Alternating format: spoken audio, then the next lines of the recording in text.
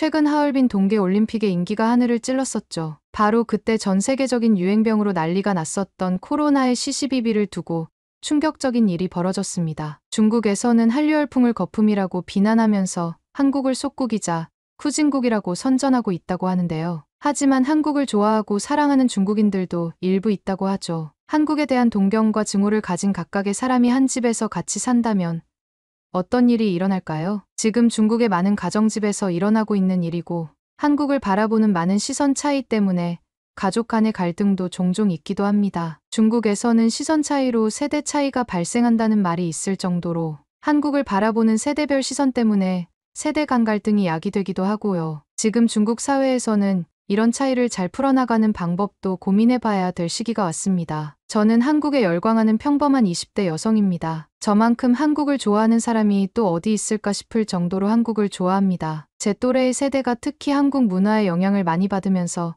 자라온 세대입니다. 중국의 어른들은 가끔씩 한국의 가수들을 보거나 배우들을 보면 이상하고 거북하다며 말씀하시고는 하는데 저희 세대에서는 그런 말이 와닿지 않습니다. 어른들은 한국 아이돌의 음악은 그저 음악하고 거리가 먼 시끄러운 소음의 음악성은 하나도 없고 그저 잘생긴 외모와 이쁘장한 외모로 무장하고 나온 상품에 불과하다며 비난하고는 하시지만 전 세계가 한국의 음악성에 감탄해서 취해 있는데 그런 어른들의 비열한 말들은 그저 중국이 잘하지 못하는 것에 대해서 질투감에 차 있는 말이라는 생각밖에 들지 않습니다. 옛날에 중국이 이러지 않고 세계를 열광시켰다면서 몇십 년 전 향수에 빠져서 말하는 사람들도 있는데 저희 세대는 중국이 그렇게 세계를 열광시켰다는 게 믿겨지지가 않습니다. 당장 길거리에 나가만 봐도 중국 사람들은 신장부터 해서 외모, 꾸미는 방법 등등 뭐 하나 내세울 게 없는 사람들인데 절대로 이런 사람들이 세계를 열광시켰을 리 없잖아라는 생각이 들게 되거든요.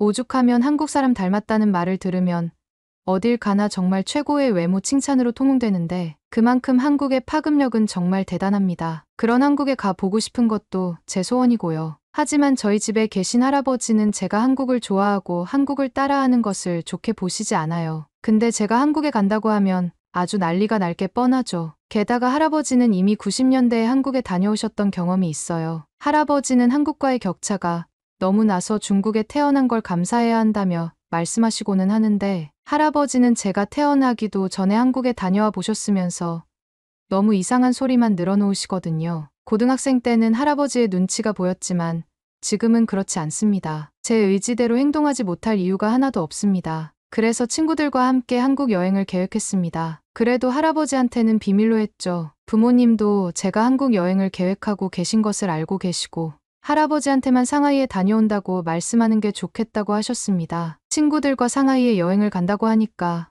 할아버지는 아무 말 없으셨죠. 근데 그러다가 저녁 식사 자리에서 그만 제가 말실수를 해버리고 말았어요. 상하이에 간다고 해놓고 실수로 여권 이야기를 해버렸거든요. 할아버지는 눈치채셨고 한국에 가는 거냐라고 물으셨죠. 그렇다고 대답했고 난리가 날 줄 알았는데 의외로 별 말씀 안 하시더군요. 할아버지는 제가 한국에 가기 전에 저한테 잠깐 할 말씀이 있으시다고 하셨어요. 할아버지와 차를 마시며 대화했는데 할아버지, 세대 때의 한국과 지금 세대가 느끼고 있는 한국이 많이 다른 걸로 알고 있다며 할아버지가 다녀오셨던 90년대에도 반중 감정이 있어서 할아버지가 불쾌한 경험을 당한 적이 있었다면서 이번에 한국에 가게 되면 지금 코로나의 진원지로 인해서 반중 감정으로 좋지 않은 분위기인 것은 마찬가지이기 때문에 반드시 조심해야 한다고 말씀해 주셨습니다. 한국이 많이 성숙했고 발전했다고 하는 이야기는 들어서 이번에 제가 한국에서 그 어떤 차별과 불합리한 대우 없이 잘 다녀오면 할아버지, 본인도 한국에 대해서 더 이상 나쁜 말을 하지 않겠다고 하셨습니다. 반면에 제가 정말 한국에서 부당한 대우를 받고 오게 되면 앞으로 할아버지가 하는 소리를 잔소리로 생각하지 말아 달라고 하셨죠. 저도 그러겠다고 할아버지와 약속을 했습니다. 그 전에 할아버지가 그냥 한국에 대해서 안 좋은 이야기를 하실 때마다 또 그러시나 보다 하고 넘겼지만 이렇게 진중하게 이야기하시니 솔직히 조금 불안한 마음도 들었습니다. 실제로 전 세계 모든 국가들이 중국에 대한 감정이 좋지 않은 시기거든요. 중국에서는 코로나는 자연질병이라는 입장이고 다른 나라들은 말도 안 된다며 중국의 세균연구소가 진원지라는 입장이기 때문에 서로 간의 생각 차이가 심한 것으로 알아요. 정치에 관심 없는 저로서는 판단할 수 없는 말이지만 분명한 것은 한국도 지금 중국에 대한 감정이 좋지 않다는 건 사실이기 때문이죠. 친구들에게도 이런 이야기를 했고, 사실 그런 것들 때문에 지금 중국 사람 입장에서 한국 말고도 다른 나라 어디든지 가는 게 눈치 보인다며 조심스러운 입장이기는 했습니다. 하필 여행 계획을 세웠는데 이런 상황이 되니 조금 억울하기도 했지만 그렇다고 해서 여행을 포기할 정도는 아니라는 생각이 들었습니다. 그렇게 절친한 친구 왕이랑 후이와 함께 한국에 도착했습니다. 저희는 중국 사람들이 선호하는 한국의 여행지들을 둘러봤어요. 한국의 광팬인 제가 20살이 넘어서 한국에 처음 오다니 너무 감격스러운 한국의 거리 모습이었지만 한편으로는 진작 와보지 못한 것에 대한 안타까운 마음도 교차했습니다. 경복궁을 포함해서 주변의 삼청동, 인사동을 다 둘러봤습니다. 너무나 예쁜 곳이 많아서 시간 가는 줄 몰랐어요. 그리고 저희가 다녔던 모든 카페나 기념품 가게들, 그리고 식당들에서 저희는 중국인에 대한 차별 그리고 반중 감정을 표출하는 사람을 단 한 사람도 만나보지 못했습니다. 저와 친구들은 혹시라도 나쁜 사람을 만나게 될까봐 고민했던 시간이 아까웠다는 생각이 들 만큼요. 심지어 카페에서는 저희가 중국에서 온 사람들인 것을 알고 중국어를 써주시며 친절하게 대해주셨습니다. 관광지랑 전혀 상관없는 숙소 근처였는데 카페 점원은 자신이 중국어 공부를 했었다며 진심으로 저희를 반겨주는 눈치였습니다. 그리고 한국어에 모두 능통한 저희 멤버들은 그 어디에서도 뒤에서 한국어로 저희를 흉보거나 중국을 욕하는 사람들을 찾아볼 수 없었습니다. 부끄러운 말이지만 중국에 있을 때 한국인 관광객이나 중국인 관광객이 있으면 뒤에서 소근소근 중국어로 흉을 보는 사람들을 본 적이 있어요. 그걸 듣고 있자면 너무나 부끄럽고 같은 중국인으로서 너무나 창피하거든요. 하지만 한국에서는 중국 사람을 오히려 환영해주면 환영해 주었지 욕을 하는 사람은 없었습니다. 적어도 저희가 만났던 모든 사람들, 모든 장소에서 그랬습니다. 물론 중국을 싫어하는 한국인이 있을지라도 그것을 면전에 대놓고 드러내는 것과 그렇지 않은 것은 아주 큰 차이가 있다고 생각하고 그래서 한국 사람들은 다들 성숙한 사람들이라고 생각했습니다. 그러다가 저희는 나름대로 위기를 맞이하게 되는데요. 한국의 예쁘고 감성 있는 카페에 자주 들렀던 저희, 일행은 중국에 대한 이야기를 하는 한국 사람들을 만나게 됩니다. 저희는 자리에 앉아서 조용히 차를 마시고 사진을 찍고 있었는데 저희 뒤 테이블에서 중국의 코로나 원인과 관련해서 이야기를 나누고 있는 한국 사람들의 말소리가 들렸습니다. 본능적으로 저희 셋은 조용히 정말 조용히 소곤소곤대면서 대화를 나누었습니다. 저희가 중국 사람인 것을 들키지 않도록요.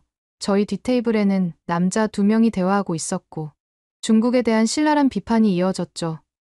남자들의 목소리는 크고 고양되어 있었습니다. 할아버지께서 말씀하시기를 한국의 젊은 사람들은 혈기왕성함을 통제 못해서 어떻게 행동할지 모르니 반중 감정을 나타내는 젊은 한국 사람들은 꼭 조심하라고 하셨던 말도 떠오르고 솔직히 무서운 생각이 들었습니다. 저희가 중국인인 것을 알고 해코지할 수도 있다고 생각했습니다. 저희는 긴장했고 아무 말이 없었습니다. 왕이와 후이도 떨고 있었어요. 한국어를 다 알아듣는 저희는 분위기가 나쁘다는 것을 알아차렸고 조용히 일어나서 카페를 빠져나가기로 했어요. 그리고 쟁반의 그릇들을 정리하다가 유리잔끼리 부딪히는 소리가 났고 평소라면 아무렇지도 않은 소리였겠지만 긴장하고 있던 틈에 후이가 놀랐고 동시에 중국어로 깜짝이야라고 크게 말해버렸습니다. 뒷테이블 한국 남자들과 저희는 눈이 마주쳤고 저는 곧바로 합니다. 다 중국이 잘못했습니다. 저희는 죄가 없어요. 라고 말하며 위기를 모면하려고 했습니다. 하지만 한국 사람들은 오히려 더 놀라서 뒤에 중국 분이 계신 줄 알았으면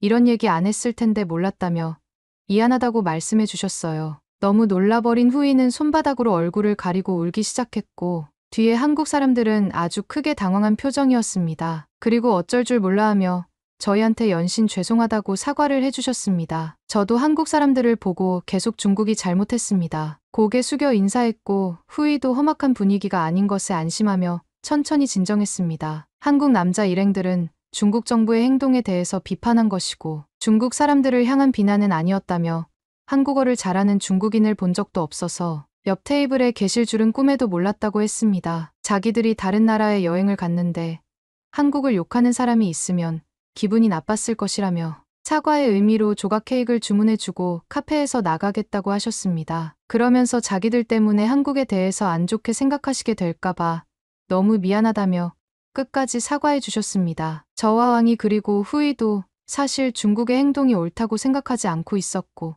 그것 때문에 전 세계에서 비난받고 있는 상황도 알고 있습니다. 사실 저희한테 뭐라고 했어도 할 말이 없었을 수도 있어요. 중국 정부에 대한 비판적인 태도를 무고한 중국인과 별개로 생각해 주시는 한국 사람들의 성숙한 모습에 감명받기도 했습니다. 저희는 한국에서 원치 않는 갈등을 마주칠 뻔했지만 그런 상황은 없었습니다. 그리고 무사히 여행을 마치고 중국으로 돌아와서 할아버지한테 내가 내기에서 이겼다며 앞으로 할아버지는 한국에 대해서 욕하지 않아 주셨으면 좋겠다고 했습니다. 할아버지가 완전히 생각을 바꾸시지는 못하셨을 거라고 생각해요. 하지만 그 뒤로 제가 있는 자리에서만큼은 한국에 대한 안 좋은 이야기를 하시지 않고 계십니다. 그리고 저는 다음번에는 부모님과 할아버지와 함께 한국에 가겠다는 계획을 세우고 있습니다. 할아버지가 보셨던 90년대의 한국이 어땠는지는 모르겠지만 최소한 2024년에 한국의 모습을 꼭 보여드리고 싶거든요. 구독과 좋아요 부탁드리며 사연자분께 전하고 싶은 말씀이 있으시면 남겨주시면 전달해드리겠습니다. 그러면 더욱 감동적인 다음 사연으로 넘어가겠습니다. 현재 베트남은 지금 심각한 위기를 겪고 있습니다. 한때 관광의 천국으로 불리던 이 나라가 어떻게 이런 상황에 처하게 되었을까요? 한국 관광객들의 급격한 감소, 대규모 시위, 그리고 경제적 혼란, 이 모든 것이 베트남의 현주소입니다. 전쟁의 폐허에서 일어나 세계 경제 강국으로 우뚝 선 한국과 관광 산업에 과도하게 의존하다 위기에 빠진 베트남. 이 두 나라의 대조적인 상황은 우리에게 무엇을 말해주고 있을까요? 그럼 오늘 외국인을 통해서 한국과 베트남에 대한 비교에 대해서 이야기 드리겠습니다. 단순한 업무 지시가 제 인생을 바꿔놓을 거라고는 전혀 생각하지 못했어요. 하지만 여기 제가 서 있네요. 스미스 미국 출신의 애 전문가가 한국 서울 한복판에요. 여기 건물들은 하늘을 찌를 듯이 높고 눈길 닿는 곳마다 오래된 사찰과 반짝이는 새로운 상점들이 나란히 있어요. 마치 과거와 미래가 제일 친한 친구가 된 것처럼 보이더라고요. 처음 한국으로 오라는 소식을 들었을 때는 그다지 신나지 않았어요. 그냥 또 다른 나라에서 하는 또 다른 일이라고 생각했거든요. 하지만 그게 얼마나 큰 우산이었는지 금방 알게 됐죠. 비행기에서 내리자마자 이곳은 제 관심을 확 사로잡았고 그 뒤로는 놓아주지 않았어요. 새로운 곳에 가면 가끔 그런 느낌이 들잖아요. 여기가 뭔가 다르다고 느껴지는 곳, 한국이 저한테 딱 그런 느낌이었어요. 근데 그게 멋진 건물이나 맛있는 음식 때문만은 아니었어요. 물론 음식은 정말 끝내줬어요. 정말요. 근데 뭔가 다른 게 있었어요. 처음에는 그게 뭔지 딱 집어서 말하진 못했죠. 새 아파트에 정착하고 도시를 조금씩 둘러보면서 몇 가지가 눈에 띄기 시작했어요. 예를 들어 사람들은 항상 바쁘게 움직이지만 스트레스 받는 것처럼 보이진 않더라고요. 오히려 뭔가 해내려고 하는 흥분된 기운이 느껴졌어요. 그리고 지하철부터 길거리까지 모든 게 너무 깔끔하고 정돈되어 있었어요. 어느 날 카페에서 정말 맛있는 커피를 마시고 있는데 옆자리에서 두 명의 나이 지긋한 남성분들이 대화를 나누고 계셨어요. 한국어로 말하고 계셔서 다 알아듣지는 못했지만 몇 마디는 들을 수 있었어요. 그분들이 전쟁 이후에 얼마나 힘들었는지에 대해 이야기하고 계시더라고요. 그 이야기를 듣고 나서 호기심이 생겼어요. 한국 역사에 대해 조금 알고 있긴 했지만 깊이 알지는 못했거든요. 그래서 더 알아보기 시작했어요. 그리고 그때 알게 된 사실들이 정말 놀라웠어요. 지금 이 멋진 기술과 화려한 건물들이 있는 이 한국이 이번에 정말 가난했더라고요. 세계에서 가장 가난한 나라 중 하나였다고 하더라고요. 한국은 오랫동안 일본의 지배를 받았는데 그게 한국 사람들에게 엄청 힘든 일이었대요. 그러다 일본에서 벗어나자마자 바로 전쟁이 터졌죠. 한국 전쟁이 나라를 남북으로 나누고 모든 걸 다 파괴해버렸어요. 근데 더 놀라운 건 그 이후예요. 한국은 가난한 상태로 머물지 않았어요. 몇십 년 만에 엄청나게 성장해서 세계에서 가장 부유한 나라 중 하나가 된 거예요. 사람들은 이걸 한강의 기적이라고 불러요. 한강은 서울을 가로지르는 큰 강이죠. 이걸 알게 되면서 자연스럽게 다른 나라들에 대해서도 생각해 보게 됐어요. 예를 들어 베트남 같은 곳이요. 저는 베트남을 정말 좋아해요. 그곳의 해변, 음식, 친절한 사람들 다 좋아해요. 그런데 경제적으로 보면 베트남은 좀 더 어려운 상황에 있는 것 같아요. 베트남은 한국처럼 식민 지배를 당하지 않았는데 그게 이점이 될 것 같잖아요. 그런데도 어떻게 한국은 더 빠르고 강하게 성장할 수 있었을까요? 이 질문이 저를 멈출 수 없게 만들었어요. 대체 한국은 어떻게 해낸 걸까? 무엇이 한국을 다르게 만든 걸까?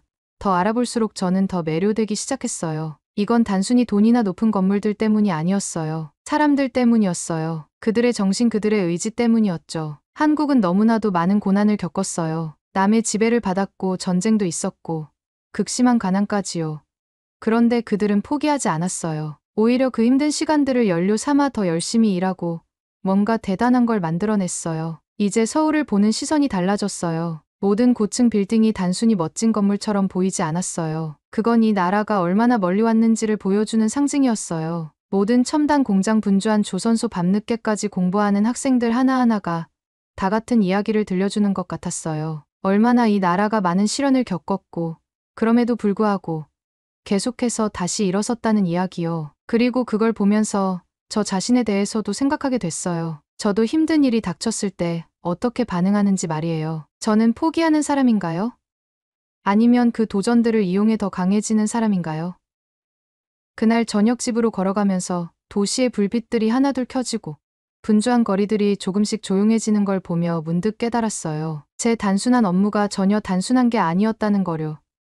이건 하나의 여정의 시작이었어요. 단순히 한국을 이해하는 것뿐만 아니라 제 자신을 이해하기 위한 여정이기도 했어요. 그때는 몰랐지만 이건 시작일 뿐이었어요. 한국은 저에게 더 많은 것을 가르쳐 줄 준비가 되어 있었고 저는 그걸 배울 준비가 되어 있었죠. 서울의 북적이는 거리들을 걸으면서 주위를 둘러보니 하늘을 찌를 듯한 고층 빌딩과 첨단 기술들이 눈에 들어왔어요. 불과 몇십 년 전만 해도 이 도시가 폐허였다는 게 믿기지 않았어요. 그래서 이 놀라운 변화가 어떻게 일어났는지 더 깊이 알아보기로 했어요. 먼저 한국전쟁 기념관을 방문했어요. 전시물 앞에 서 있으니 등골이 서늘해지는 느낌이 들었어요. 한국전쟁은 이 나라를 완전히 황폐화시켰더라고요. 건물은 무너졌고 가족들은 뿔뿔이 흩어졌으며 경제는 바닥을 쳤어요. 생존을 위해 발버둥치는 사람들의 흑백 사진을 보니 마음이 너무 아팠어요. 하지만 그때 놀라운 일이 일어났어요. 포기하는 대신 한국 사람들은 고통을 동력 삼아 더 나은 미래를 만들기로 결심했어요. 전쟁 직후 한국은 세계에서 가장 가난한 나라 중 하나였대요.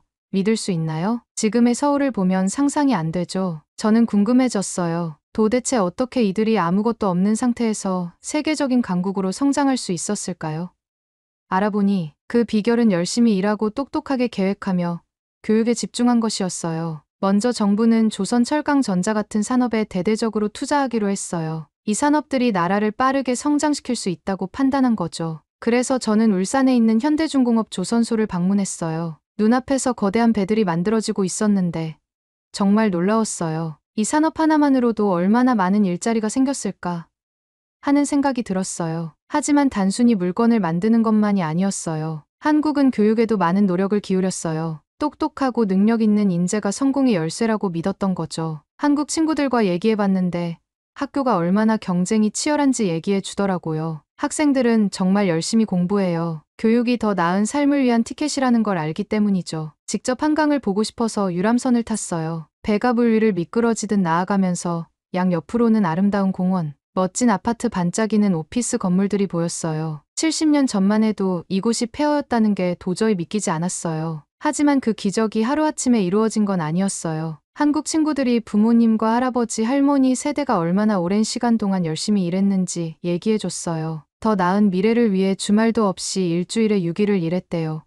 결코 쉬운 일이 아니었겠죠. 하지만 그들의 노력은 결실을 맺었어요. 어느 날 서울에 있는 한 첨단 기술 회사를 방문했어요. 사무실은 젊은 사람들로 가득 차 있었고 그들은 스마트폰 뒤화면, 전 세계에서 사용되는 컴퓨터 칩 같은 첨단 기술을 개발하고 있었어요. 이 모든 게 수십 년간 교육과 산업에 대한 투자의 결과라는 생각이 들었어요. 저는 한국의 여정을 다른 나라들과 비교하지 않을 수 없었어요. 예를 들어 베트남을 떠올려 봤어요. 베트남도 아름다운 나라에다 풍부한 문화를 가지고 있지만 한국처럼 빠른 성장을 이루지는 못했죠. 베트남은 관광업과 외국 자본에 많이 의존했는데 이런 건 불안정할 수 있어요. 반면 한국은 자체적으로 강력한 산업을 키우고 사람들에게 투자했어요. 조사를 마치며 한국이 이룬 성과에 깊은 존경심이 들었어요. 그들은 고통스러운 과거를 동기 삼아 뭔가 놀라운 것을 만들어냈어요. 단순히 돈을 벌고 높은 빌딩을 세우는 게 아니라 다음 세대가 더 나은 삶을 살 수 있도록 미래를 준비한 거였어요. 서울을 거닐면서 이 모든 노력의 결과가 도처해 보였어요. 효율적인 지하철 시스템부터 초고속 인터넷까지 모든 것이 삶을 더 나아지게 하고 생산성을 높이기 위해 설계된 것처럼 느껴졌어요. 하지만 저를 가장 감동시킨 건 그들의 정신이었어요. 성공했음에도 불구하고 그들은 여전히 과거를 잊지 않고 열심히 일하며 더 나아지기 위해 노력하고 있었어요. 한국의 성장은 저에게 중요한 교훈을 안겨줬어요. 비전, 노력, 교육에 대한 집중이 있다면 어떤 어려움도 이겨낼 수 있다는 걸 보여줬거든요. 남산타워에서 도시를 내려다보며 이런 생각이 들었어요. 한국이 이걸 단 몇십 년 만에 해냈다면 우리 세상에는 또 어떤 가능성이 있을까? 저도 모르게 한국과 베트남의 차이점을 생각하게 됐어요. 도시의 네온사인들이 저 높은 빌딩에 반사되어 춤추듯 빛나는 모습을 보니 불과 몇십 년 전만 해도 이곳이 잿더미였다는 사실이 믿기지 않았죠. 작은 공원이 보이길래 잠시 벤치에 앉았어요. 가족들과 친구들이 시원한 저녁 공기를 즐기는 모습을 지켜보면서요. 근처에서는 한 어르신이 한국 전통 악기를 연주하고 있었는데 그 소리가 바람을 타고 멀리 퍼졌어요. 어르신이 연주를 마치자 작은 무리의 사람들이 박수를 쳤어요. 사람들이 흩어지고 나서 보니 근처에 몇 명의 청소년들이 모여 있었어요. 그런데 그냥 게임을 하는 게 아니라 그들은 함께 코딩 프로젝트에 대해 이야기하고 있었어요. 그걸 보고 절로 미소가 지어졌어요. 여기 한국의 미래가 바로 앞에 있었죠. 이 아이들은 지금의 성공에 안주하지 않고 이미 더 나아갈 방법을 생각하고 있었어요. 혁신하고 한국을 더 발전시키기 위해 말이죠. 일어나서 기지개를 켜고 집으로 향했어요. 가는 길에 건설 현장을 지나쳤는데 밤늦은 시간임에도 불구하고 일꾼들이 또 하나의 빌딩을 세우고 있었어요. 그 모습이 마치 한국의 끝없는 에너지와 끊임없이 더 나아가려는 의지를 상징하는 듯했죠. 그날 밤 침대에 누워서 다른 나라들이 한국으로부터 배울 수 있는 교훈들을 생각했어요. 한국이 했던 것을 그대로 따라하라는 이야기가 아니에요. 나라마다 다른 도전과 기회가 있잖아요. 하지만 어떤 큰 아이디어들은 어느 나라에도 도움이 될 수 있을 거라는 생각이 들었어요. 하나 사람들에게 투자해라 교육은 단순히 지식을 암기하는 게 아니라 문제 해결 능력과 혁신가를 만드는 거예요. 둘 스스로의 강점을 키워라. 다른 이들이 줄 수 있는 것에만 의존하지 말고 세상이 필요로 하는 것을 만들어야 해요. 과거에서 배우되 과거에 갇히지 마라. 역사를 동기부여로 삼아 더 나아가야지 포기의 이유로 삼으면 안 돼요. 내 장기적인 관점을 가져라. 당장의 빠른 해결책이 잠깐은 좋을지 몰라도 진정한 발전은 시간이 걸려요. 5. 유연성을 유지해라. 세상은 항상 변하니까. 가장 성공적인 나라는 그 변화에 적응할 수 있는 나라예요. 잠에 들기 전 여러 감정이 뒤섞였어요. 베트남의 상황이 안타깝기도 했지만 동시에 희망이 보이기도 했어요. 한국이 전쟁의 폐허 속에서 일어나 세계의 선두로 나섰듯이 모든 도전에 직면한 나라도 충분히 가능성이 있다는 생각이 들었거든요. 그 열쇠는 바로 회복력, 즉 역경에 맞서 싸우고 실수해서 배우며 어떤 일이 있어도 계속해서 앞으로 나아가는 능력이에요. 한국은 세상에 그 가능성을 보여줬어요. 이제 다른 나라들이 그 예시를 보고 자신만의 성공 이야기를 써 내려갈 차례인 거죠. 서울의 작은 아파트에 앉아 도시의 불빛을 바라보면서 그동안 한국에서 배운 것들을 생각하게 돼요. 지난 몇 주는 정말 많은 걸 깨닫게 해줬어요. 베트남에서 위기가 벌어지는 걸 지켜보면서도 나름대로 많은 어려움을 겪은 한국에 살고 있는 지금, 한국의 이야기가 단순히 한 나라의 성공 이야기가 아니라는 걸 느끼게 됐어요. 이건 전 세계에 주는 교훈이에요. 서울에 도착했을 때로 돌아가 볼게요. 비행기에서 내릴 때 기대도 됐지만 약간 긴장도 됐었어요. 그때는 한국에 대해 잘 알지 못했어요. 스마트폰을 잘 만들고 K-팝이 인기 있다는 정도였죠.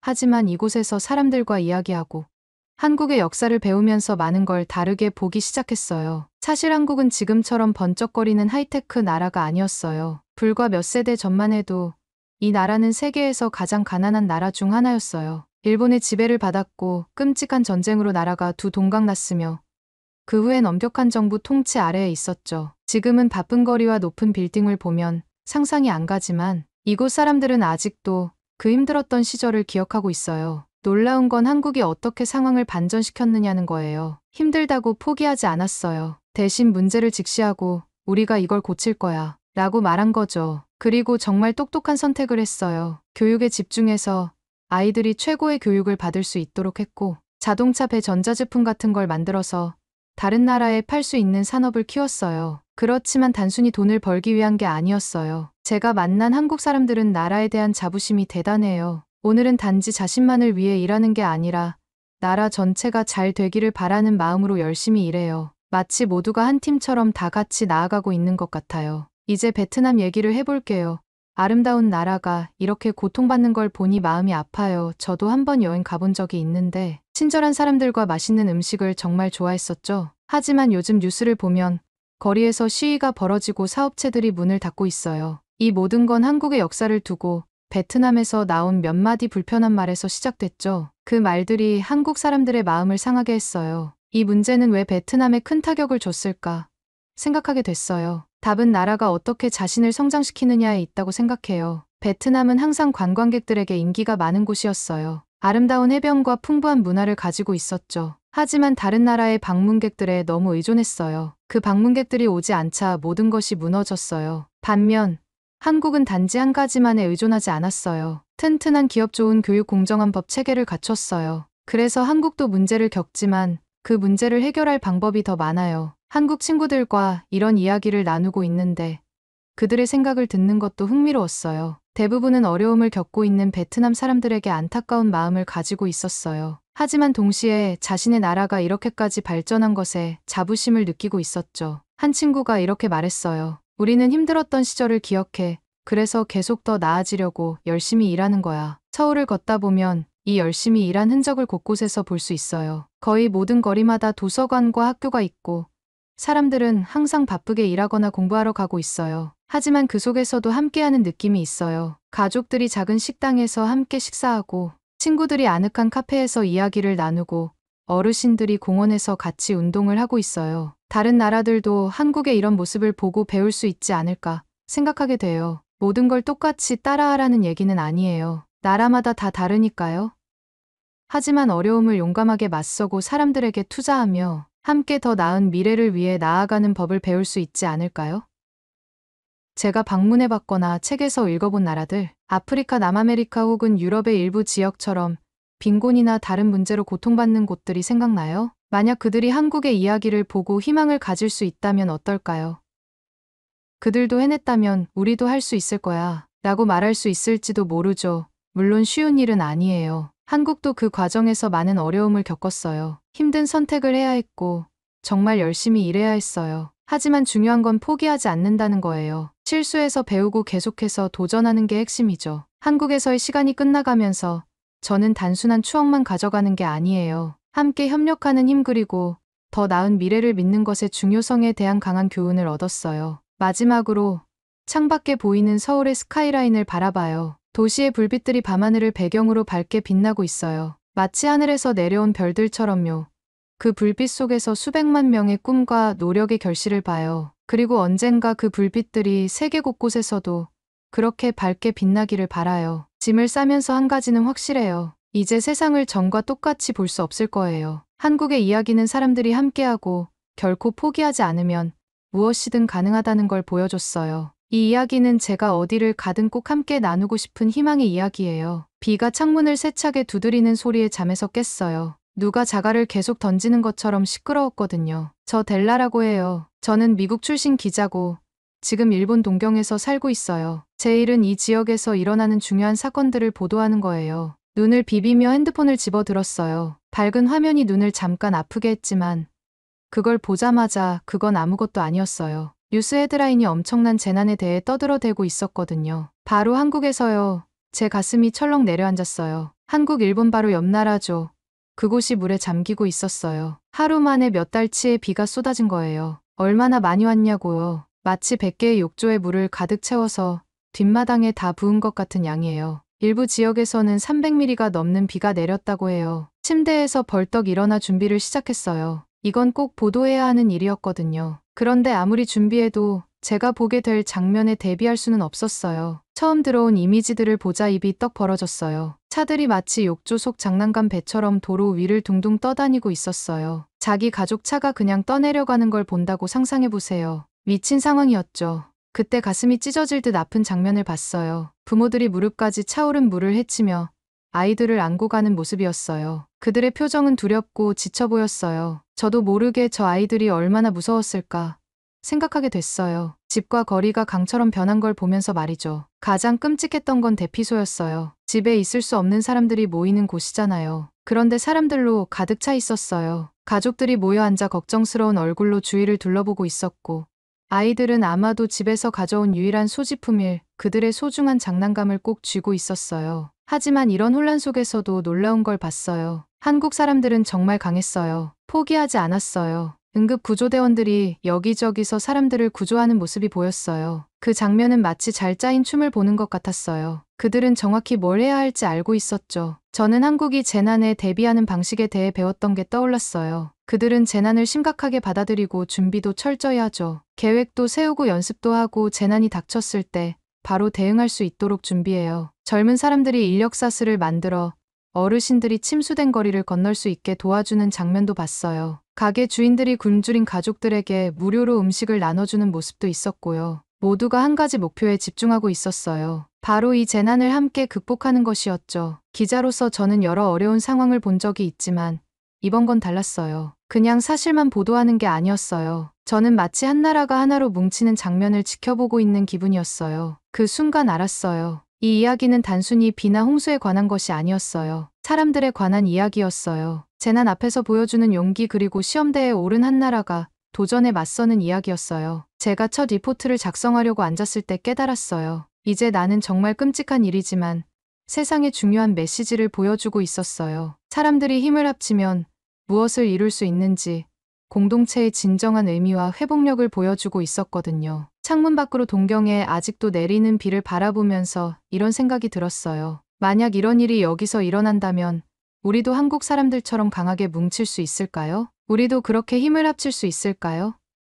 타이핑을 시작하며 한 가지는 확실히 알 수 있었어요. 이건 이야기의 시작에 불과했어요. 폭풍은 맹렬했지만 한국 사람들의 의지는 그보다 더 강했어요. 그리고 저는 그들의 이야기를 세상에 전할 수 있는 사람이었죠. 동경에 있는 작은 아파트에서 컴퓨터 화면을 바라보며 앉아 있는데 눈앞에 펼쳐진 광경이 믿기지가 않더라고요. 한국의 홍수 상황도 충분히 심각했는데 이제는 이거라니요. 눈을 비비면서 내가 피곤해서 잘못 본 건가 싶었는데 아니었어요. 일본에서 실제로 한국의 재난을 기뻐하는 사람들이 있다니 상상이나 할 수 있겠어요. 저는 소셜미디어를 쭉 내려가면서 하나하나 보는 글마다 입이 점점 벌어졌어요. 홍수를 조롱하는 농담 피해자들에 대한 악의적인 댓글, 심지어 한국이 당해도 싸다는 말까지 나오더라고요. 속이 뒤집히는 것 같았어요. 어떻게 이런 상황을 웃기다고 생각할 수 있는 걸까요?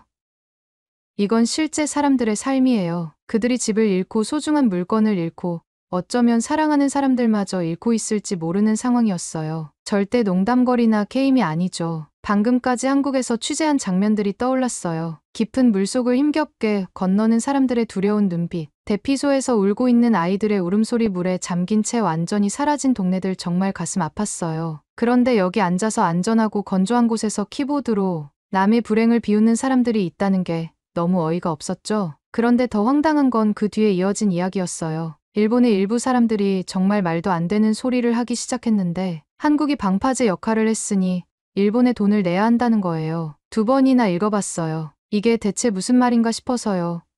홍수가 한국을 먼저 강타해서 일본을 보호해줬다는 식으로 말하는 거예요. 아니, 한국이 비가 어디에 내릴지 선택할 수 있나요? 미국에 있는 친구들에게 이걸 어떻게 설명할지 상상해봤어요. 얘들아, 있잖아. 어떤 사람들은 이제 나라가 우산 역할을 할 수 있다고 생각한대. 말도 안 돼서 웃길 법도 하지만 현실은 너무 슬펐어요. 기자로서 이런 반응들도 당연히 보도해야 한다는 걸 알고 있었어요. 모든 이야기는 좋은 면만 있는 게 아니니까 이런 추한 면도 보여줘야 할 때가 있어요. 그렇다고 이 상처 주는 생각들을 더 키우고 싶지는 않았어요. 그런데 무시할 수도 없었죠. 머리를 식히려고 잠깐 산책을 나갔어요. 동경의 거리는 여느 때처럼 바빴어요. 사람들은 출근하거나 학교로 향하느라 분주했죠. 저 사람들은 바다 건너에서 무슨 일이 벌어지고 있는지 알까, 관심이나 있을까? 소셜미디어에서 본 그 끔찍한 글들에 동의하는 사람들도 있을까? 궁금했어요. 걸으면서 이곳저곳에서 들려오는 대화 조각들을 들었어요. 어떤 사람들은 홍수 피해자들을 걱정하는 목소리도 있었어요. 그런데 어떤 사람들은 홍수가 일본 경제에 미칠 영향을 더 신경 쓰는 것 같았고, 또 어떤 사람들은 제가 온라인에서 봤던 그 못된 농담들을 그대로 따라하고 있더라고요. 작은 카페에 들어가 커피 한 잔을 시켰어요. 구석에 있는 트에서는 한국에서의 홍수 소식을 전하고 있었어요. 구조대원들이 침수된 건물에서 사람들을 구출하는 장면이 나오고 있었는데 그들의 얼굴에는 결연한 의지가 가득했어요. 그때 생각했죠. 진짜 영웅은 저 사람들이지, 화면 뒤에 숨어서 다른 사람들의 고통을 비웃는 사람들이 아니라고요. 다시 아파트로 돌아와서 기사를 쓰기 시작했어요. 단어 선택을 조심해야 했어요. 한국에서 본 용기와 친절함, 그리고 일본에서 본 잔인한 댓글들 사이의 대조를 어떻게 보여줄 수 있을지 고민했어요. 국경이나 과거의 감정이 재난 앞에서는 아무런 의미가 없다는 걸 어떻게 전할 수 있을까요? 일본과 한국의 역사를 떠올렸어요. 복잡하고 서로 상처 주고 오해한 일들이 많았죠. 하지만 이런 시기에는 서로의 차이를 내려놓고 도와줘야 하지 않을까요? 독자들을 상상하면서 글을 썼어요. 동경에 사는 중학생 한 명이라도 이 글을 읽고 나쁜 농담을 퍼뜨리기 전에 한 번쯤 생각하게 될까요? 아니면 오사카에 사는 어떤 가족이 홍수 피해자들을 돕기 위해 기부를 결정하게 될까요? 제 글이 작은 차이라도 만들 수 있을까요? 글을 마무리하면서 일본에서 봤던 따뜻한 반응들도 포함시켰어요. 기부를 위해 자원봉사 활동을 조직하고 피해자들을 응원하는 메시지를 보내는 사람들도 있었어요. 그게 저에게는 희망이었어요. 못된 댓글은 단지 소수의 목소리일 뿐일지도 모른다고요. 기사를 마치고 나니 온몸이 지쳤지만 그래도 해야 할 일을 해냈다는 생각에 뿌듯했어요. 제가 기자가 된 이유는 중요한 이야기를 전하고 사람들이 서로를 더 잘 이해할 수 있도록 돕기 위해서였어요. 이 글이 선한 마음을 더 많이 불러일으키고 혐오를 줄이는 데 도움이 되기를 바랐어요. 편집장에게 기사를 보내고 창밖을 바라봤어요. 바다 건너 어딘가에서 사람들은 다시 삶을 재건하기 위해 싸우고 있었죠. 저는 그들의 이야기를 솔직하고 공정하게 계속 전할 것을 조용히 다짐했어요. 결국 우리는 모두 그냥 인생의 폭풍을 견디며 살아가는 사람들이니까요. 뉴스가 전해지는 걸 보면서 제 눈을 믿을 수가 없었어요. 한국의 홍수 참사를 보도한 지 며칠 되지도 않았는데 이번엔 제가 머무르고 있던 일본에서 또 다른 재난이 일어난 거예요. 마치 자연이 잔인한 장난이라도 치는 것처럼 한국의 비극 바로 뒤에 일본에도 폭풍이 몰아치기 시작한 거죠. 비는 화요일 아침부터 내리기 시작했어요. 처음엔 그냥 평범한 동경에 비 오는 날처럼 보였어요. 하지만 시간이 지날수록 비는 멈출 기미가 없었어요. 오히려 점점 더 세차게 쏟아졌고 아파트 지붕을 두드리는 비 소리가 밤새 이어져서 잠을 제대로 잘 수가 없었어요. 수요일이 되자 상황은 더 심각해졌어요. 아파트 밖거리들이 점점 물에 잠기기 시작했거든요. 물이 시간마다 불어나면서 차들이 그 속을 억지로 지나가려는 모습을 봤어요. 작은 차들은 물살에 휩쓸려 떠내려가기도 했고요. 저는 카메라와 노트북을 챙겨 들고 현장을 취재하러 나갔어요. 바람이 너무 강해서 몸이 휘청거릴 정도였어요. 가로등을 붙잡고 겨우 균형을 잡으면서 물에 잠긴 거리를 지나가야 했어요. 어느 동네에 도착했을 때 한 가족이 집에서 필요한 물건들을 구해내려고 애쓰고 있는 걸 봤어요. 엄마와 어린아들이 허벅지까지 차오른 물속에서 비닐봉지에 옷과 중요한 서류를 담아 들고 나오는 모습이었어요. 두 사람의 얼굴에 담긴 공포와 결연함이 잊히지 않을 것 같아요. 더 높은 지대로 이동하던 중 갑자기 큰 굉음이 들렸어요. 처음엔 천둥 소리인 줄 알았는데 아니었어요. 바로 눈앞에서 언덕 한쪽이 거대한 산사태로 무너져 내리고 있었어요. 마치 재난 영화 한 장면 같았지만 이건 현실이었죠. 흙과 바위가 언덕 아래에 있는 집들을 덮치면서 모든 걸 삼켜버렸어요. 구조대원들이 곳곳에서 생존자들을 찾기 위해 애쓰고 있었어요. 그들은 맨손으로 진흙을 파헤치며 혹시라도 갇혀있을 사람들을 찾으려 외치고 있었죠. 한 소방관이 반쯤 무너진 건물에서 어린 여자아이를 구출해냈고 그 아이의 부모는 안도와 함께 눈물을 흘리며 아이를 꼭 끌어안았어요. 다음 날에는 상황이 더 이상하게 변했어요. 일본의 일부 지역에선 우박이 내리기 시작했거든요. 근데 그 우박들이 평범한 크기가 아니었어요. 골프공만 한 크기의 우박들이 차 유리를 깨고 지붕을 찌그러뜨릴 정도였어요. 사람들은 가방이나 우산을 머리 위에 이고 뛰어다니며 피신했어요. 이 혼란 속에서 취재를 하다 보니 저도 모르게 한국 생각이 났어요. 며칠 전 한국에서도 비슷한 광경을 목격했었거든요. 물에 잠긴 거리, 파괴된 집들, 공포에 질린 사람들. 이제 일본에서 똑같은 상황을 마주하고 있으니 정말 비현실적인 기분이 들었어요. 기억나는 게 일본의 일부 사람들이 소셜미디어에서 한국의 상황을 조롱했던 적이 있었어요. 어떤 사람들은 한국이 그런 일을 당해도 싸다고까지 말했었죠. 그런데 이제 일본이 똑같은 재난을 겪고 나니 그 말들이 얼마나 어리석고 잔인하게 들리는지 모르겠어요. 자연은 국경이나 나라 간의 오래된 다툼 같은 건 신경 쓰지 않아요. 어디든 언제든 재앙을 내릴 수 있는 거죠. 이번 재난을 보면서 깨달았어요. 자연의 힘 앞에서는 누구도 안전하지 않고 다른 나라가 고통받을 때 기뻐해서는 안 된다는 거요. 총리가 텔레비전에 나와 정부의 대응이 왜 이렇게 늦었는지 설명하려 하는 걸 보면서 한국이 얼마나 신속하고 효율적으로 대응했는지를 떠올렸어요. 그때 확실히 느꼈어요. 재난에 대비하는 게 얼마나 중요한지. 그게 결국 사람들의 목숨을 구하는 일이라는 거요. 그 후 며칠은 정신없이 보도를 하고 틈틈이 할 수 있는 곳에서 돕기도 하면서 지금 벌어지는 일을 이해하려 애썼어요. 그 과정에서 많은 사람들의 친절을 목격했어요. 이웃들이 서로를 돕고 낯선 이들이 집을 잃은 사람들에게 음식을 나눠주고 머물 곳을 제공하는 모습을 보며 한국에서 봤던 공동체 정신이 떠올랐어요. 물이 서서히 빠지면서 온통 진흙과 잔해로 뒤덮인 풍경이 남아 있었지만 저는 그때 진짜 일이 이제 막 시작된 거라는 걸 알았어요. 재건에는 몇 달 아니 몇 년이 걸릴 수도 있겠죠. 하지만 집과 가게를 청소하며 다시 시작하려는 사람들의 결연한 표정을 보며 희망의 조각을 찾을 수 있었어요. 이번 재난을 통해 중요한 걸 배웠어요. 자연이 덮칠 때 그 사람의 국적이나 사용하는 언어는 중요하지 않아요. 중요한 건 우리가 어떻게 대응하느냐, 그리고 용기와 연민으로 서로를 돕는 태도인 거죠. 저는 이번 일을 겪으면서 일본과 한국이 자연의 거대한 힘 앞에서 조금 더 가까워지길 바랐어요. 서울의 분주한 거리 한가운데 서 있었어요. 카메라가 목에 걸려 있었고 도시가 생동감으로 가득 차 있었지만 마음 한구석엔 여전히 역사라는 무거운 짐이 느껴졌어요. 해외 특파원으로서 여러 이야기를 다뤄왔지만 이번 이야기는 왠지 달랐어요. 자연재해나 정치적 긴장에 관한 이야기가 아니었고 두 나라 한국과 일본이 과거의 무게를 안고 앞으로 나아가려는 이야기였으니까요.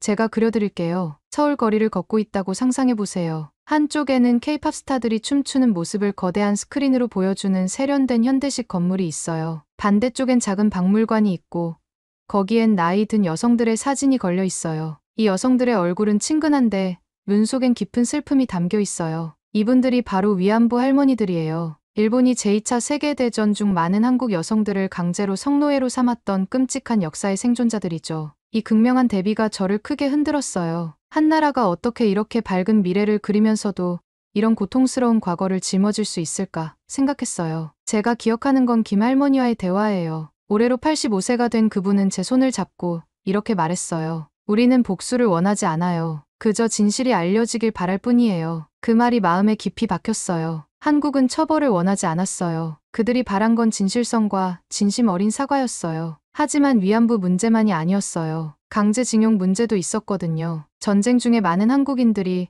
일본 공장과 광산에서 열악한 조건에서 강제노동을 해야 했어요. 그 후손들 중 일부는 여전히 인정과 보상을 위해 싸우고 있었어요. 강제징용 피해자들이 많이 살고 있는 작은 마을을 방문했었어요. 그곳에서 이 할아버지의 손자인 이 씨가 오래된 사진과 서류를 보여줬어요. 할아버지는 그 시절에 대해 한 번도 말씀하신 적이 없었어요. 돌아가시고 나서야 할아버지의 일기를 찾았죠. 그분이 겪으셨던 일들을 상상하기가 힘들어요. 라고 말했죠. 이런 이야기들을 듣고서야 저는 왜 역사가 한국인들에게 중요한지 깨닫게 되었어요. 과거에 매달리려는 게 아니었어요. 과거에 무슨 일이 있었는지 인정하고 나서야 두 나라가 함께 나아갈 수 있기 때문이었어요. 그리고 또 섬들이 있었어요. 한국인들에게는 독도, 일본인들에게는 다케시마로 불리는 섬들, 두 나라 사이의 바다에 있는 이 작은 섬들은 엄청난 논쟁의 원인이었어요. 두 나라 모두 독도를 자기 땅이라고 주장했거든요. 저도 한번 독도를 방문한 적이 있어요. 아름답지만 외로운 곳이었죠. 그곳에 서서 저는 이런 생각이 들었어요. 이 작은 땅덩어리가 이토록 큰 긴장을 일으킬 만한 가치가 있는 걸까? 하지만 많은 한국인들에게 독도는 단순한 섬이 아니었어요. 독도는 일본 통치 후 자신들의 독립과 국경을 스스로 정할 권리의 상징이었어요. 서울 거리를 걸으며 저는 한국이 과거를 어떻게 마주하고 있는지 느낄 수 있었어요. 위안부와 강제징용 피해자들의 이야기를 들려주는 박물관들이 있었고 학교에서는 이런 어려운 주제들을 가르치고 있었어요. 한국은 과거를 숨기지 않았어요. 정면으로 마주하고 있었죠. 가장 인상 깊었던 건 한국이 과거를 기억하면서도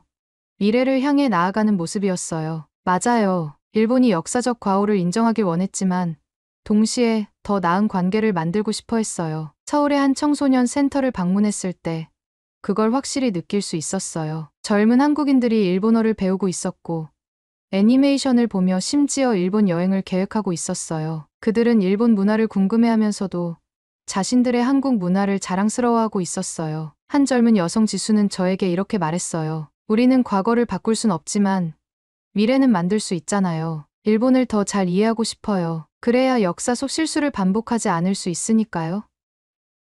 그 말이 저에게 희망을 줬어요. 과거의 모든 고통에도 불구하고 서로 이해하고 협력하려는 의지가 있다는 걸 보여줬거든요. 하지만 앞으로 나아가는 길은 쉽지 않았어요. 가끔은 양쪽 정치인들이 과거의 분노를 자극하는 말을 해서 갈등이 재점화되기도 했어요. 말 한마디가 오래된 상처를 다시 열어 새 긴장을 만들어내는 모습을 보았죠. 그럼에도 불구하고 한국은 대화를 계속 이어나가려 했어요. 과거를 잊고 싶어 하지 않았지만 그 과거에 발목 잡히고 싶지도 않았어요. 그들이 바랐던 건 진실과 정의 그리고 화해였어요. 그건 분노 때문이 아니라 더 나은 미래를 위한 희망에서 나온 거였죠. 서울에서의 시간이 끝나갈 때쯤 저는 중요한 걸 깨달았어요. 한국의 강점은 반짝이는 건물이나 멋진 기술에 있는 게 아니었어요. 어려운 진실을 직면하고 증오 없이 정의를 추구하며 다리가 끊어질 듯한 순간에도 서로를 잇기 위해 애쓰는 그 힘에 있었어요. 마지막 날 공원을 거닐다가 한 노인이 손녀에게 연 날리는 법을 가르쳐 주는 모습을 봤어요.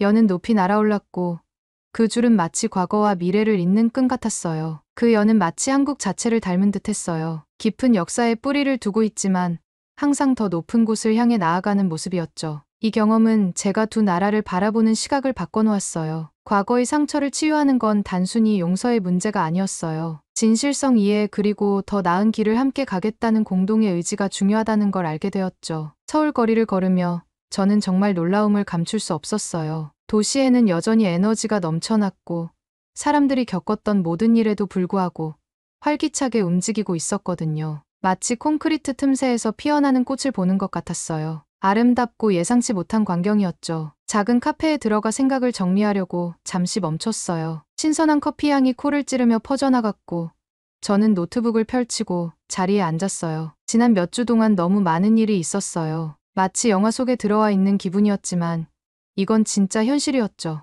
한국은 끔찍한 홍수를 겪었어요. 길거리를 떠다니는 차들과 대피소에 모여있는 가족들의 모습이 떠오르네요. 정말 가슴 아픈 장면이었죠. 그런데 제일 기억에 남는 건 사람들이 서로 도우며 이겨내는 모습이었어요. 이웃끼리 서로 손을 잡았고 낯선 사람들도 친구가 되어 함께 극복해 나갔어요. 모두가 하나가 되어 재난을 이겨내려는 모습이 인상적이었죠. 그런데 상황이 조금 안정되기 시작했을 때 일본도 자연재해를 맞이했어요. 저는 두 나라가 겪는 고통을 직접 목격했어요. 자연은 국경이나 오래된 갈등 따위엔 관심이 없더라고요. 우리가 좋아하든 말든 결국 우리는 모두 함께 이 지구에 살고 있다는 걸 다시 깨닫게 됐어요. 제일 놀랐던 건 한국의 반응이었어요. 내가 뭘 했어?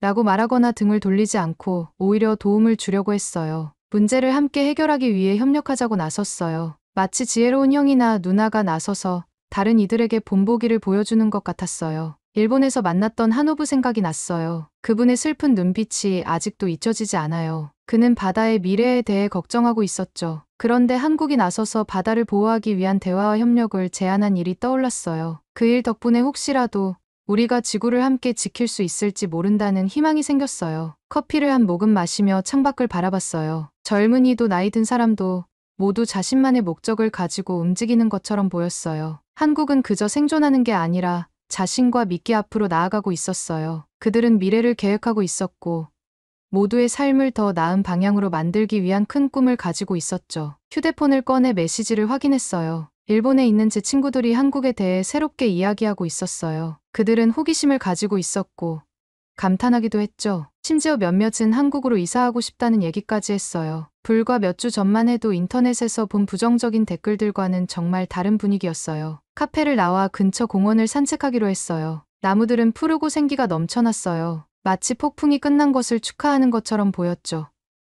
가족들이 함께 놀고 있고 연인들은 손을 잡고 있었으며 아이들은 웃으며 뛰어다니고 있었어요. 불과 얼마 전만 해도 이곳이 물에 잠겨 있었다는 게 믿기지 않았어요. 걸으면서 들었던 이야기들이 생각났어요. 소셜미디어를 통해 청소팀을 조직한 한 10대 소년 이야기, 집을 잃은 낯선 사람들에게 자신의 집을 내어준 할머니 이야기, 자신의 일을 제쳐두고 대피소에서 자원봉사를 했던 사업가 이야기, 각 이야기는 작은 빛처럼 느껴졌고 그 빛들이 모여 밝은 미래를 만들어가는 것 같았어요. 벤치에 앉아 해가 지는 것을 바라봤어요. 하늘은 아름다운 주황색과 분홍색으로 물들었어요. 새로운 시작과 신선한 출발에 대해 생각하게 만들었죠. 한국은 홍수뿐만 아니라 그들의 역사 속에서도 수많은 고난을 겪어왔어요. 하지만 그들은 매일매일 희망과 결단력으로 하루를 맞이하고 있었어요. 한국 사람들이 어떻게 과거를 대하는지 생각해봤어요. 그들은 힘들었던 시절을 잊으려 하지 않았어요. 오히려 그 시간들에 대해 이야기하고 배우고 그 지식을 바탕으로 더 나은 내일을 만들기 위해 노력했죠. 마치 그들이 이렇게 말하는 것 같았어요. 우리는 기억해요. 그리고 기억하기 때문에 더 잘 알 거예요. 별들이 하나둘씩 떠오르기 시작할 때쯤 저 자신도 변화된 걸 느꼈어요. 저는 이곳에 기자로 와서 기사를 찾고 있었어요. 하지만 훨씬 더 많은 것을 얻어가고 있었어요. 진정한 강인함이 무엇인지 보게 됐거든요. 강함은 단지 강하고 화를 내는 게 아니라 친절하고 협력하고 결코 포기하지 않는 데서 나오는 거였어요. 마지막으로 노트북을 꺼내 제가 배운 것들을 적었어요. 하나, 자연은 국경에 관심이 없다. 우리는 모두 함께 살아간다. 둘, 누군가를 돕는 건 결국 모두를 돕는 것이다. 그들이 과거의 적이었더라도 과거를 기억하는 건 괜찮다 하지만 그 기억이 우리의 발목을 잡게 두지 말자. 큰 문제는 모두가 협력해야 해결할 수 있다. 다섯, 때로는 친절함이 가장 강한 힘이다. 노트북을 닫으면서 저는 미래가 기대되었어요. 여기서 본 것들을 더 많은 사람들이 배울 수 있다면 우리 모두가 조금 더 나은 방식으로 어려움을 마주할 수 있지 않을까요? 한국은 저에게 커다란 폭풍도 함께 노력하면 극복할 수 있다는 것을 보여줬어요. 호텔로 돌아가는 길에 저는 마치 친구의 집을 떠나는 듯한 기분이 들었어요. 한국은 저를 환영해줬고 가르쳐줬고 영감을 주었어요. 이제 어떤 기사를 쓰더라도 그건 단순히 홍수나 정치에 대한 이야기가 아니라 희망, 협력, 그리고 더 나은 세상을 만드는 과정에 대한 이야기가 될 거예요. 하루하루 조금씩 말이죠. 내일은 기사를 쓰기 시작할 거예요. 하지만 오늘 밤은 나라들이 서로도 오고 오래된 원한이 새로운 우정으로 바뀌고 우리가 이 아름답고 연약한 지구라는 하나의 집을 함께 공유하고 있다는 꿈을 꾸며 잠들 거예요. 그러면 더욱 감동적인 다음 사연으로 넘어가겠습니다. 대한민국 서울 한 체코인 여성이 압구정의 성형외과에서 상담을 받고 있습니다. 그러다가 직원이 어떤 이야기를 꺼내자 갑자기 놀라서 소리를 지르는데요. 이게 말이 되는 건가요? 사기치는 거죠. 어떻게 이렇게 될 수 있다는 건데요. 성형외과 직원들이 설득을 해보지만 잘 안 되는 모양인데요. 도대체 어떤 사연 때문에 체코인 여성이 화를 내는 걸까요? 안녕하세요. 체코 프라하의 작은 마을에 사는 제니입니다. 해가 막 지기 시작하면서 제가 살던 작은 마을이 황금빛으로 물들기 시작했습니다. 거리는 오래된 떡갈나무와 더 나은 시절을 보냈던 집들이 늘어선 익숙한 풍경이었습니다. 구석구석 추억이 깃들어 있고 골목마다 추억이 있었죠. 하지만 오늘은 마을이 다르게 느껴졌습니다. 제 옆에 벽이 꽉 막힌 느낌이랄까요? 저는 항상 열심히 살아왔어요. 인생은 제게 수많은 도전을 던져주었지만 저는 결단력과 근성을 가지고 정면으로 맞섰습니다. 남편과 이혼을 하고 샤인을 혼자 키우는 일은 결코 쉽지 않았습니다. 샤인의 웃음 천진난만한 질문 꼭 안아주는 포옹이 저를 버티게 해주었습니다. 하지만 오늘은 우리 상황의 무게가 그 어느 때보다 무겁게 느껴졌습니다. 식료품점은 수년 동안 저희 직장이었습니다. 통로는 익숙했고 제품은 이 어디에 있는지도 알았고 단골 고객들은 가족처럼 느껴졌습니다. 매일 아침 앞치마를 두르고 이름표를 달고 미소를 지으며 또 다른 하루를 맞이할 준비를 하곤 했습니다. 하지만 오늘은 달랐습니다. 매니저 사무실에 들어서자마자 긴장감이 감돌았습니다. 그의 침울한 표정이 모든 것을 말해주었습니다. 제니, 미안하지만 당신은 오늘까지만 일해야 할 것 같군요라고 그가 떨리는 목소리로 이야기하더군요. 그 말에 전 순간 머리가 어지러웠습니다. 체코의 경기가 좋지 않아 매장에서도 인원을 감축하고 있었고 저도 그 희생자 중 한 명이었습니다. 그래도 벌써 2년 넘게 일했는데 그 해고 대상이 저인 줄은 상상도 못했답니다. 여러 생각이 머릿속을 스쳐 지나갔습니다.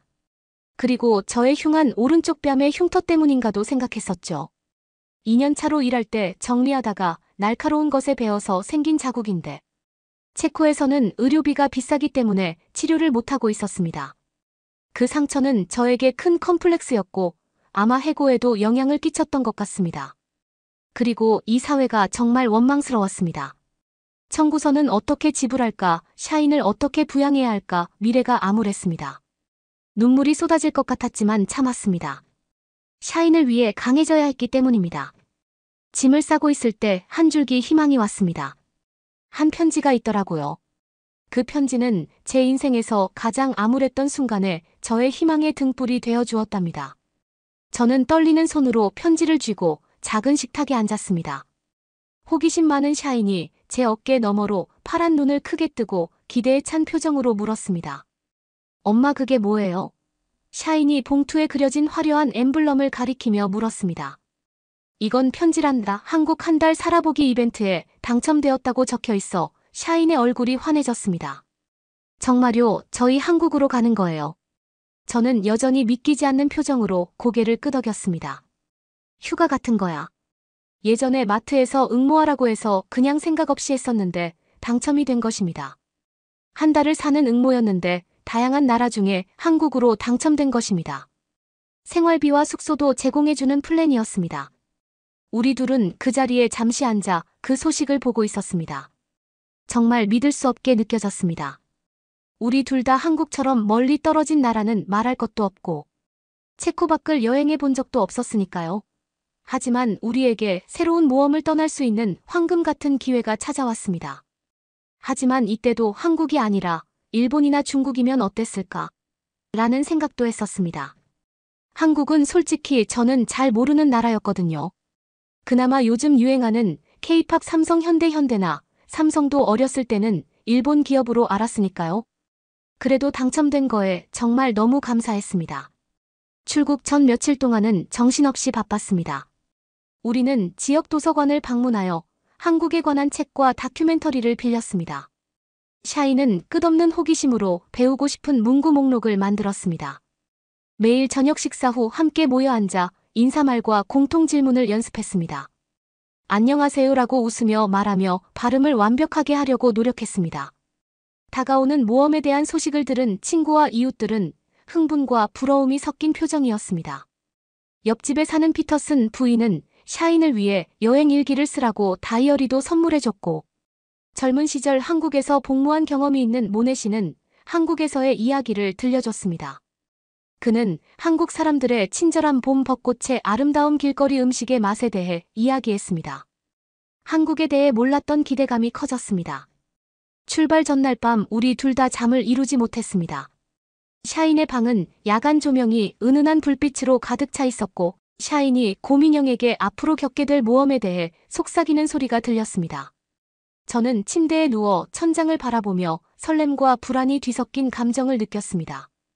길을 잃으면 어쩌지, 말이 안 통하면 어쩌지. 그러다 이 모든 것을 시작하게 해준 황금 티켓인 편지가 떠올랐습니다. 새로운 출발의 기회이자 샤인에게 작은 마을 너머의 세상을 보여줄 수 있는 기회였죠. 출발하는 날. 아침은 화창한 햇살과 함께 찾아왔습니다. 택시가 밖에서 경적을 울리며 여행의 시작을 알렸습니다. 집을 마지막으로 한번 둘러보고 문을 잠그는 순간 저희의 마음은 희망과 기대감으로 가득 찼습니다. 탑승구에서 기다리는 동안 샤이는 곰 인형을 꼭 껴안고 신기한 듯 눈을 크게 떴습니다. 엄마, 우리 정말 가는 거죠? 비행기가 인천국제공항에 착륙하고 밖으로 나오자 선선한 바람이 우리를 맞이했습니다. 공항의 규모는 매우 컸고 한국어와 영어로 된 안내 표지판이 여행자를 안내하고 있었습니다. 조금 당황스러웠지만 공항 직원들의 친절한 얼굴이 우리를 안심시켰습니다. 한국에 대한 첫인상은 효율성이었습니다. 간소화된 출입국 절차부터 고속열차까지 모든 것이 시계처럼 잘 돌아가는 것 같았습니다. 샤이는 터치스크린 키오스크와 자동화된 통로를 가리키며 기술에 매료되었습니다. 하지만 가장 인상 깊었던 것은 사람들의 따뜻함이었습니다. 가는 곳마다 낯선 사람들이 미소를 지으며 길을 안내해 주었고, 심지어는 지역 별미를 추천해 주기도 했습니다. 고향의 번잡함과는 완전히 대조적인 풍경이었죠. 제가 괜한 걱정을 했던 것 같습니다. 한국에서의 첫 식사는 전통 식당에서 했습니다. 우리는 바닥에 앉았고 친절한 웨이트리스가 우리에게 요리를 설명해 주었습니다. 샤인과 저는 김치 불고기 비빔밥을 먹었습니다. 대담하고 매콤한 맛으로 미각이 폭발하는 기분 좋은 경험을 할 수 있었습니다. 호텔로 돌아오는 길 멀리 서울의 불빛이 반짝이고 있었습니다. 거리에는 음악과 웃음소리, 길거리 음식 냄새로 활기가 넘쳤습니다. 샤인과 저는 서로를 바라보며 설렘으로 반짝이는 눈을 마주쳤습니다. 이번 여행이 특별할 거라는 걸 알았죠. 서울은 대조의 도시였습니다.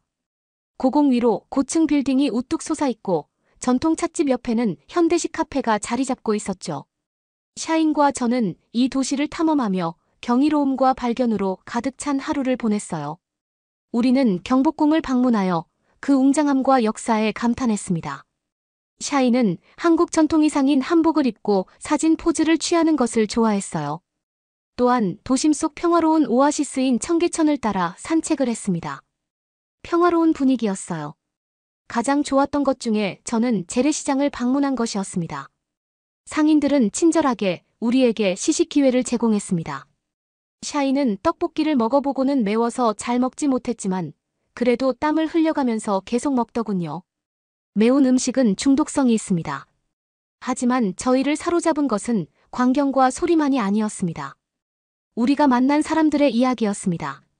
한국 전통 놀이를 가르쳐준 어르신부터 세계여행에 대한 꿈을 공유한 젊은 예술가까지 한 사람이 저희 한국 여행에 특별한 장을 더해주었습니다.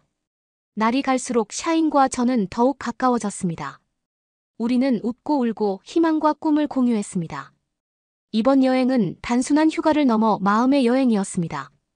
서울에서 우연히 발견한 가장 흥미로운 것 중 하나는 무인 매장이었습니다.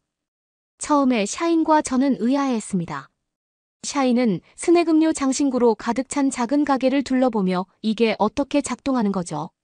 라고 물었습니다. 저는 카운터에 붙어있는 작은 메모를 집어들었습니다. 메모에는 필요한 것을 가져가시고 계산은 상자에 넣어주세요. 실내가 우리 가게의 신념입니다. 저는 깜짝 놀랐습니다. 순전히 실내로만 운영되는 매장이라는 개념이 낯설었기 때문입니다.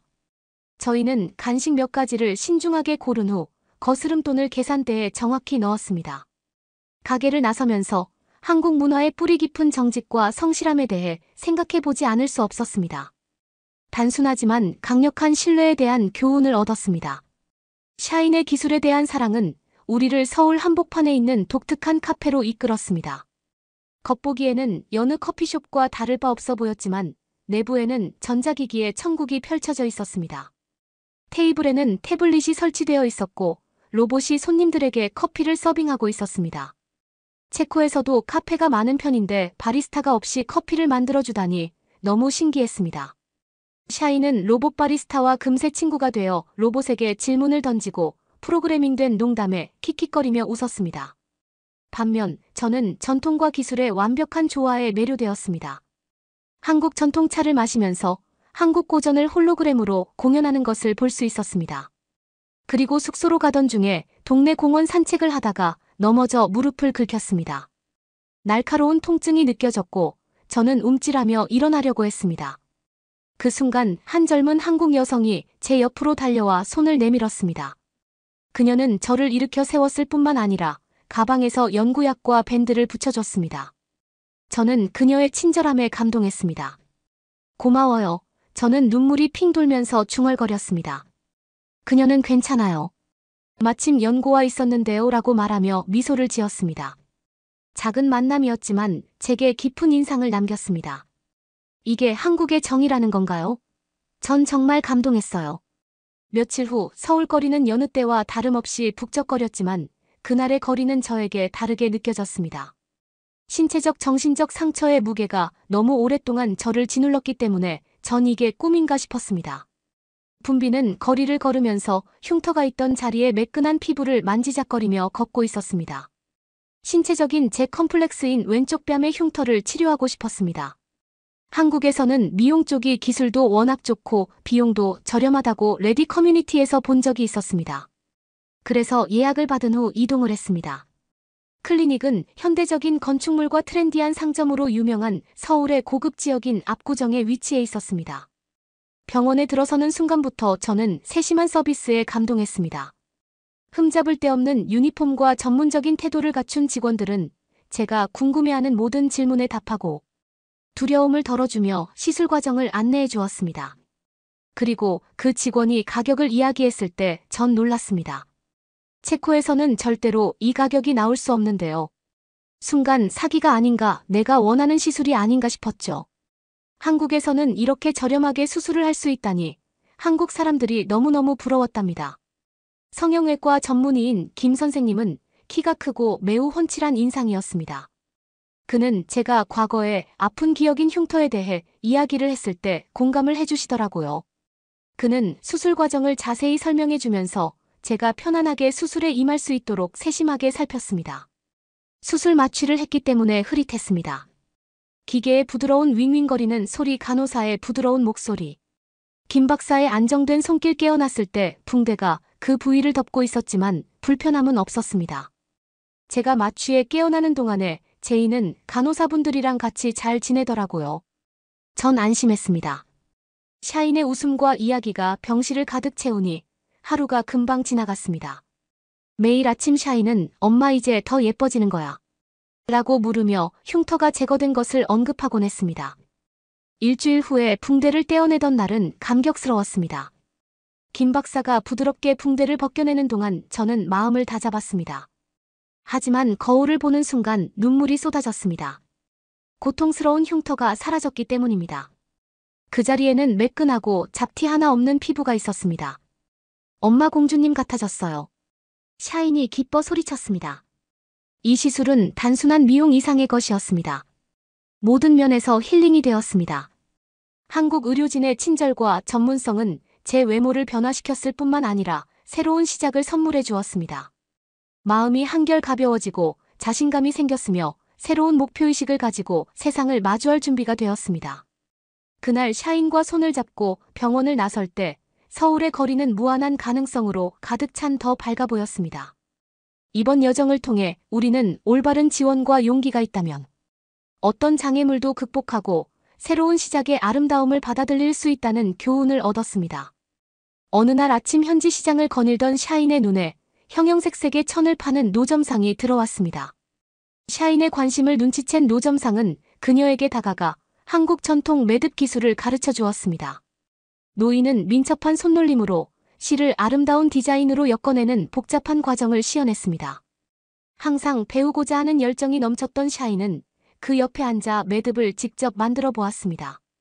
두 사람은 노인이 젊은이를 가르치며 문화와 세대 간의 격차를 해소하는 뜻밖의 유대감을 형성했습니다. 또 다른 날 저희는 동네 놀이터에 도착했습니다. 제가 벤치에 앉아 주변을 둘러보는 동안 샤인은 한국 아이들과 금세 친구가 되었습니다. 몸집과 어눌한 말투로 가득 찬 아이들의 놀이는 보편적인 언어의 증거였습니다.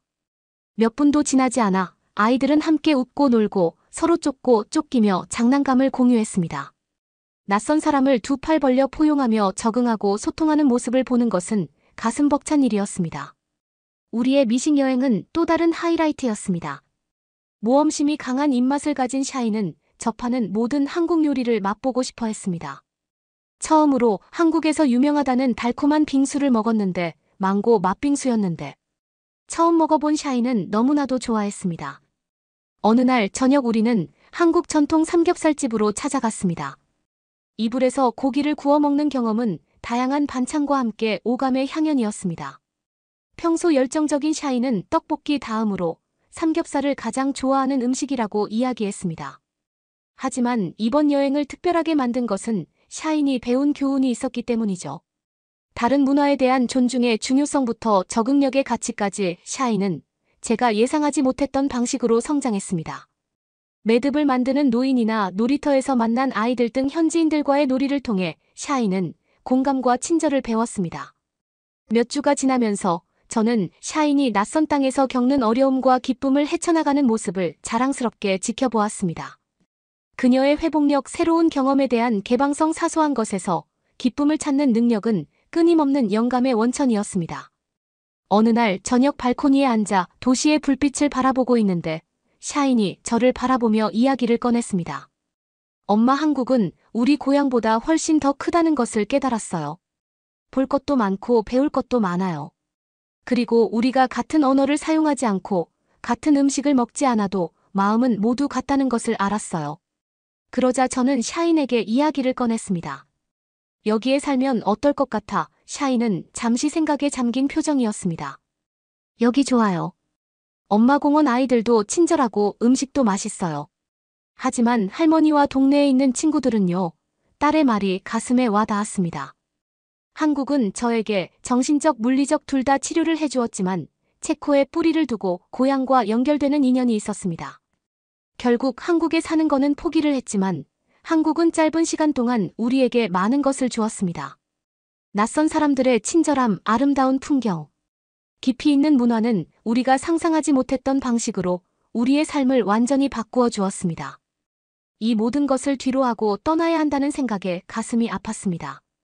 체코로 돌아가는 비행기에 몸을 실었을 때 저희의 마음은 무거웠지만 충만했습니다. 한국은 우리에게 소중히 간직해야 할 추억과 깊이 새겨야 할 교훈, 그리고 소중히 간직해야 할 우정을 선물해 주었습니다.